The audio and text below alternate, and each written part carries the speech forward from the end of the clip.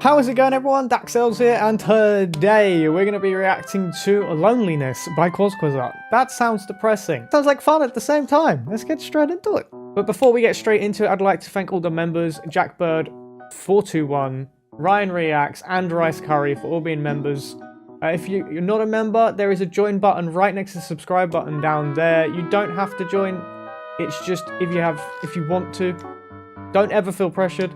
But anyway, if you enjoyed this video though, make sure you hit that subscribe button, hit that like button, comment your favorite moment in this video. We're on the road to 20k, hopefully we'll get there eventually one day. Anyway, let's get straight into the video. And away we go. Everybody feels lonely from time to time. Oh yes. When we have no one to sit next to at lunch, when we move to a new city, or when nobody has time for us at the weekend. This is already depressing. But over the last few decades, this occasional feeling has become chronic for millions. In the UK, 60% of 18 to 34-year-olds say they often feel lonely. Wow. In the US, 46% of the entire population feel. Are we trying to say Britain's depressed or the UK? Regularly. Like what? We are living in the most connected time in human history. Yeah, we still feel lonely. An unprecedented number of us feel isolated. I think that's the reason we feel more lonely. We don't push ourselves to go out there no more. You can be filled with bliss by yourself and hate every second surrounded by friends. True. Loneliness is a purely subjective, individual experience. Yeah. If you feel lonely, you are lonely. Yeah. A common stereotype is that loneliness only happens to people who don't know how to talk to people or how to behave around others. Exactly, and that's why I think technology is a big part in that. Population-based studies have shown that social skills make practically no difference for adults when it comes to social connections. Oh, okay. Loneliness can affect everybody. Money, fame, power, beauty, social skills, a great personality. Nothing can protect you against loneliness because it's part of your biology. Wow, what is loneliness? That's deep, bro. Loneliness is a bodily function, like hunger. Hunger makes you pay attention to your physical needs. Isn't it a Loneliness feeling? makes you pay attention to your social needs. Your body cares about your social needs because millions of years ago it was a great indicator of how likely you were to survive. Natural selection rewarded our ancestors for collaboration and for forming connections with each other. Oh, okay. Our brains grew and became more and more fine-tuned to recognize what others thought and felt and to form and sustain social bonds. Being social became part of our biology. Yeah. You were born into groups of 50 to 150 people, which you usually stayed with for the rest of your life. Getting enough calories, staying safe and warm, or caring for offspring was practically impossible alone. Being together meant survival. Being alone meant death. So it was crucial that you got along with others. Yeah, that's dark. For your ancestors, the most dangerous threat to survival was not being eaten by a lion, but not getting the social vibe of your group and being excluded. To avoid that, your body came up with social pain. Pain of this kind is an evolutionary adaptation to rejection. A sort of... Is it to push you to talk to people and push you to like actually want to fit in? That's probably what it is, right? early warning that's what the pain's system for. to make sure you stop behavior that would isolate you. Yeah, okay. Your ancestors who experienced rejection as more painful were more likely to change their behavior when they got rejected and thus stayed in the tribe, while those who did not got kicked out and most likely died. Wow. That's why rejections hurt, and even more so, why loneliness is so painful. Okay. These mechanisms for keeping us connected worked great for most of our history until humans began building a new world for themselves. The downside of modern world, and that's what I'm saying. The loneliness epidemic we see today really only started in the late Renaissance. Western culture began to focus on the individual. Intellectuals moved away from the collectivism of the Middle Ages, while the young Protestant theology stressed individual responsibility. This trend accelerated during the Industrial Revolution. People left their villages and fields to enter factories. Communities that had existed for hundreds of years began to dissolve, while cities grew. As our world rapidly became modern, this trend sped up more and more. Today, we move vast distances for new jobs, love and education, and leave our social net behind. That's We meet crazy. fewer people in person, and we meet them less often than in the past. In the US, the mean number of close friends dropped from 3 in 1985 to 2 in 2011. Most people Damn. stumble into chronic loneliness by accident. You reach adulthood and become busy with work, university, romance, kids, and Netflix. There's just not enough time.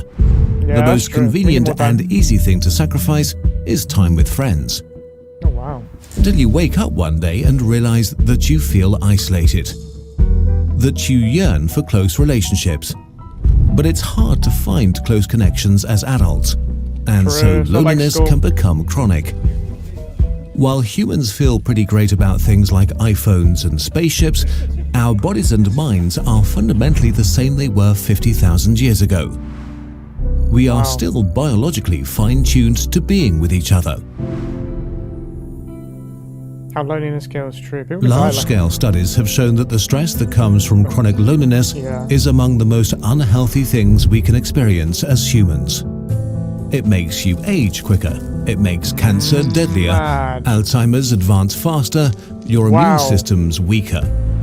Loneliness is twice as deadly as obesity and as deadly as smoking a pack of cigarettes a day. What The most dangerous thing about it is that once it becomes chronic, it can become self-sustaining. Depression. I'm Physical guessing. and social pain use common mechanisms in your brain. Both feel like a threat, and so social pain leads to immediate and defensive behavior when it's inflicted on you.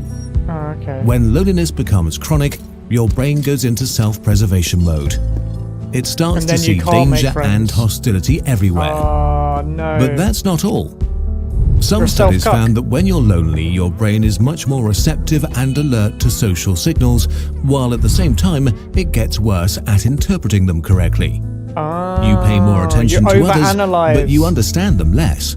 Yeah. The part of your brain okay. that recognizes faces gets out of tune and becomes Oh. more likely to categorize neutral faces as hostile, which makes it distrustful of others. Oh, you can see someone doing Loneliness something makes good you as assume spiteful. the worst about That's others' pretty intentions much it. towards you. Yeah. Because of this perceived hostile world, you can become more self-centered to protect yourself, which can make you appear more cold, unfriendly, and socially awkward than you really are. Jesus. Do about it? If Change your loneliness has habits. become a strong presence I'm in guessing. your life, the first thing you can do is to try to recognize the vicious cycle you may be trapped in. change your habits. It usually goes something like this. An initial feeling of isolation leads to feelings of tension and sadness, which makes you focus your attention selectively on negative interactions with others. This makes your thoughts about yourself and others more negative, which then changes your behavior. You begin to avoid social interaction, which leads to more feelings of isolation. This cycle becomes more severe and harder to escape each time. Loneliness makes you sit far away from others in class, not answer the phone when friends call, I do that anyway. decline invitations until the invitations stop. Okay, yeah, Each and every one of us has a story This is about depressing, ourselves. man. And if your story becomes that people exclude you, others pick up on that. And so the outside world can become the way you feel about it. Oh, wow, This is yeah. often a slow creeping all a process mental game. that takes years and can end in depression and a mental state that prevents connections even if you yearn for them. The first thing you can do to escape it is to accept that loneliness is a totally normal feeling and nothing to be ashamed of. Literally everybody feels lonely at some point in their life. It's a universal human experience. Yep. You can't eliminate or ignore a feeling until it goes away magically, but you can accept that you feel it and get rid of its cause. You can self-examine what you focus your attention on and check if you are selectively concentrating on negative things. Was this interaction with a colleague really negative? Or was it really neutral or even positive? What was the actual content of an interaction? What did the other person say? And did they say something bad, or did you add extra meaning to their words? Oh, wow. Maybe another person was not really reacting negatively, but just short on time. Then there are your thoughts about the world. Are you assuming the worst about others' intentions? Do you enter a social situation and have already decided how it will go? Do you assume others don't want you around? Are you trying to avoid being hurt and not risking opening up? And if so, can you try to give others the benefit of the doubt? Can Okay, when I entered this video, I didn't know I was getting a therapy session. you just assume that they're not against you? Crazy. Can you risk being open and vulnerable again? And lastly, hell? your behavior. Are you avoiding opportunities to be around others? Are you looking for excuses to decline invitations? Or are you pushing others away preemptively to protect yourself? Are you acting as if you're getting attacked? Are you really looking for new connections, or have you become complacent with your situation? Of course, every person and situation is unique and different, and just introspection alone might not be enough. If you feel unable to solve your situation by yourself, please try to reach out and get professional help. It's not a sign of weakness, but of courage. However we look at loneliness as a purely individual problem that needs solving to create more personal happiness, or as a public health crisis, it is something that deserves more attention. Humans have built a world that's nothing short of amazing, and yet none of the shiny things we've made is able to satisfy or substitute our fundamental biological need for connection. Most animals get what they need from their physical surroundings. We get what we need from each other. And we need to build our artificial human world based on that. That's kind of cool, I like that. That's a good quality to have. Let's try something together. Let's reach out to someone today.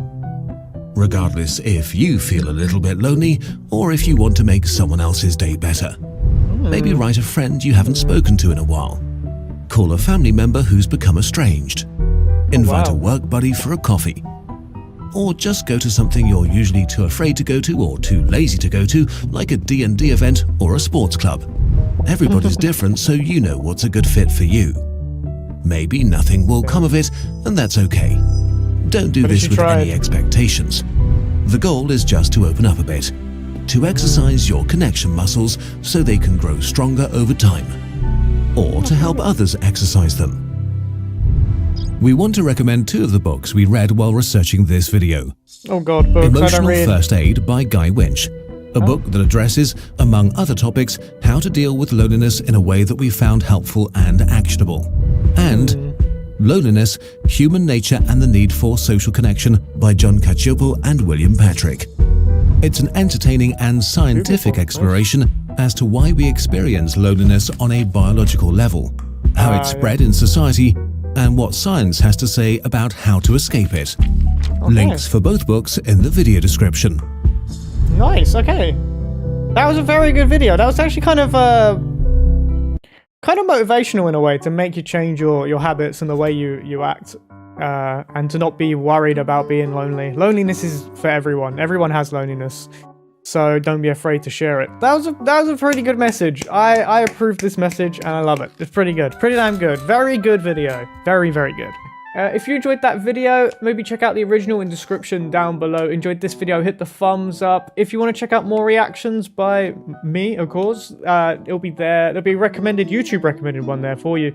So you won't have to go looking for something that you probably might like. But if you want to watch one of the newest videos, first newest, or if you're watching the most recent video, there'll be the second most recent video up there to watch if you want to watch that as well. Please consider subscribing, and I will see you in the next video. Later.